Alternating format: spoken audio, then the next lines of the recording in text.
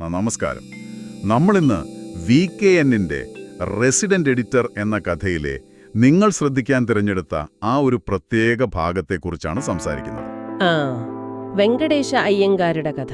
അതെ, ഒരു പത്രപ്രവർത്തകന്റെ ശരിക്കും പറഞ്ഞാൽ വളരെ അപ്രതീക്ഷിതമായ എന്നാലോ ചിരിപ്പിക്കുന്ന ഒരു ഉദ്യോഗ കയറ്റത്തിന്റെ കഥയാണത്.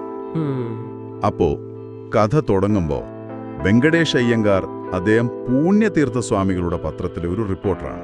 ഒരു സാധാരണ റിപ്പോർട്ടർ. അതെ, കോടതി വാർത്തകൾ, പിന്നെ മാമ്പലത്തെ പ്രഭാഷണങ്ങൾ, അതൊക്കെ റിപ്പോർട്ട് ചെയ്ത് അങ്ങനെ പോകുന്നു. വർഷങ്ങളായി ഒരേ ജോലിയിലല്ലേ? അതെ, ഒരു മാറ്റവുമില്ല.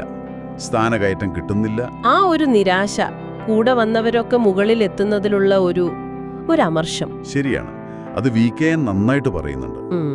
ഇത് നമ്മള് പല ജോലി സ്ഥലങ്ങളിലും കാണുന്ന ഒരവസ്ഥയാണ്. പക്ഷെ VKN ശൈലിയിൽ വരുമ്പോൾ അതിനൊരു പ്രത്യേക, ഒരു നർമ്മൻ കലർന്ന വിമർശനമുണ്ട്. ഇടയ്ക്കൊരു സംഭവമുണ്ട്. ലാൽ ബഹദൂർ ശാസ്ത്രിയുടെ വരവ് റിപ്പോർട്ട് ചെയ്തപ്പോ ആ ലാൽ ബഹദൂർ ശാസ്ത്രികൾ എന്ന പ്രയോഗം, അതെ, അത് സ്വാമിക്ക് ഇഷ്ടപ്പെട്ടു. ഒരു ഇൻക്രിമെന്റും കിട്ടി. പക്ഷെ അതൊരു താൽക്കാലിക സന്തോഷം മാത്രമായിരുന്നു. അതെ, ആ ഒരു അടിസ്ഥാനപരമായ പ്രശ്നം മാറിയില്ല. വീണ്ടും പഴയ ഗുണ്ടിതം. അതെ, ഒടുവിൽ അദ്ദേഹം ഒരു തീരുമാനമെടുത്തു. സഹികെട്ടു അല്ലേ? അതെ, ഒന്നുകിൽ ചീഫ് റിപ്പോർട്ടർ സ്ഥാനാന്തരണം, അല്ലെങ്കിൽ രാജിവെക്കുന്നു. എന്നിട്ട് സ്വാമിയെ കാണാൻ പോയി. അതെ, നേരിട്ട് പറയാൻ വേണ്ടി സ്വാമിയുടെ വീട്ടിലെത്തി. അവിടെയാണ് കഥയുടെ ഗതി മാറുന്നത്. ശരിക്കും കോണിപ്പടി കയറാൻ തുടങ്ങുമ്പോഴുണ്ട് ഒരു വലിയ അൾസേഷൻ പട്ടി നേരെ ചാടി വരുന്നു.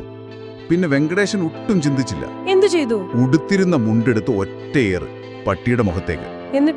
എന്നിട്ട് മുകളിലേക്ക് ഓടിക്കയറി. സ്വാമിയുടെ മുന്നിലെത്തുമ്പോ എന്താ കോലം! ഷർട്ടുണ്ട്, കൗബീനമുണ്ട്, തലപ്പാവും. താഴെ പട്ടി മുണ്ട് കടിച്ചു കീറുന്നു, മുകളിൽ ഈ രൂപത്തിൽ വെങ്കടേശൻ. ആ കാഴ്ചയൊന്ന് ഓർത്തു നോക്കൂ. സ്വാമി ഒരു നിമിഷം ഒന്നും മിണ്ടാതെ നിന്നുപോയി കാണും. തീർച്ചയായും. ഇവിടെ വെങ്കടേശന്റെ ആ ഒരു പ്രത്യുൽപ്പന്നമതിത്വം എന്ന് പറയുന്നില്ലേ, ആ പെട്ടെന്നുള്ള ബുദ്ധി. അതെ, സമയോചിത ബുദ്ധി. അതൊരു വെറും ബുദ്ധിയല്ല, ആ ഒരു സാഹചര്യത്തിൽ മറ്റൊന്നും നോക്കാതെയുള്ളൊരു പ്രതികരണമാണ്.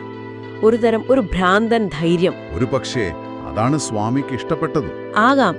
കാരണം താഴെ ഇറങ്ങി വന്ന സ്വാമി ചോദിച്ചത് "ഒനക്കെന്നെ വേണം" എന്നല്ലേ? അതെ, വെങ്കടേശൻ ഒട്ടും കൂസാതെ പറഞ്ഞു, ചീഫ് റിപ്പോർട്ടർ ആകണം. അപ്പൊ സ്വാമിയുടെ മറുപടി അതിലും രസകരമാണ്. ശരിയാണ്. പ്രത്യുൽപ്പന്നമതിയും കൊതിയനും എന്ന് വിളിച്ചിട്ട് എന്നിട്ട് പറഞ്ഞു, ചീഫ് റിപ്പോർട്ടർ പദവിയൊന്നും നിങ്ങൾക്ക് ചേർന്നതല്ല, അത് വളരെ ചെറുതാണെന്ന്. വെങ്കടേശൻ പോലും ഞെട്ടിയിട്ടുണ്ടാവും. എന്താണ് സ്വാമി അവിടെ അളന്നത്? പ്രവൃത്തി പരിചയമോ, അതോ ആ നിമിഷം കാണിച്ച ധൈര്യമോ? അതെ, കാരണം അടുത്ത വാചകം അതാണ് ഏറ്റവും അപ്രതീക്ഷിതം.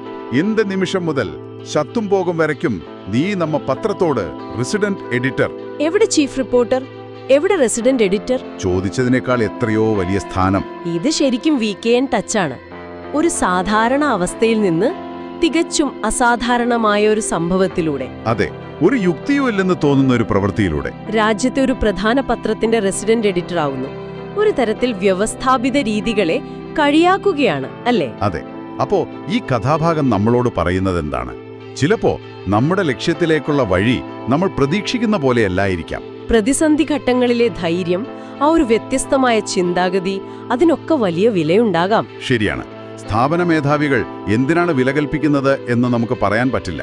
അപ്പോ ഇത് നിങ്ങളെയും ചിലപ്പോ ചിന്തിപ്പിക്കുന്നുണ്ടാവാം. ഒരാളുടെ കഴിവ് പുറത്തുവരാൻ ചിലപ്പോ ഇത്തരം അസാധാരണ സാഹചര്യങ്ങൾ വേണോ? അതോ VKN സൂചിപ്പിക്കുന്ന പോലെ ചിലയിടങ്ങളിൽ മുകളിലേക്കെത്താൻ ബുദ്ധിയോടൊപ്പം കുറച്ച് നോൺസെൻസും ഭാഗ്യവുമൊക്കെ വേണോ? യുക്തി മാത്രം മതിയോ എപ്പോഴും? ഈ കഥയെക്കുറിച്ച് നിങ്ങൾക്ക് എന്ത് തോന്നുന്നു? അതുകൂടി ഒന്ന് ആലോചിച്ച് നോക്കാം.